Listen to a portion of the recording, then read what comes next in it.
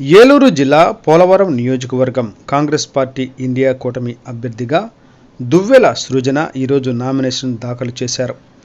కోట Ramachandrapuram ITDA కార్యాలయం వద్ద ఎన్నికల అధికారి సూర్యతేజకు నామినేషన్ పత్రాలు అందజేశారు. వామపక్షాల మద్దతుతో తాను తప్పకుండా విజయం సాధిస్తానని ఆమె అన్నారు. గెలుస్తుంది అన్న నమ్మకంతో మా CPI, CPM and Congress party వాళ్ళు ఖచ్చితంగా నా కోసం పనిచేస్తున్నారు. అందరూ కూడా అందరి సహకారంతో నేను ఖచ్చితంగా ఇక్కడ కాంగ్రెస్ విన్ అవుతుంది.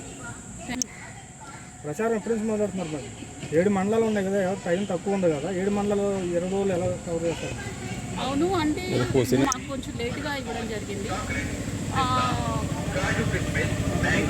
జనసేన అయిపోయిన తర్వాత నుంచి మేము ప్రచారం మొదలు పెడతాము. అవును, మాకు కొంచెం టైం తక్కువ ఉంది, కానీ మాకు వామపక్షాలు అండ ఉంది కాబట్టి, మాకు సపోర్ట్ ఉంది కాబట్టి మేము ఖచ్చితంగా ఇక్కడ ప్రచారం విస్తృతంగా చేసుకుని మేము ఇక్కడ ఖచ్చితంగా విన్ అవుతాం.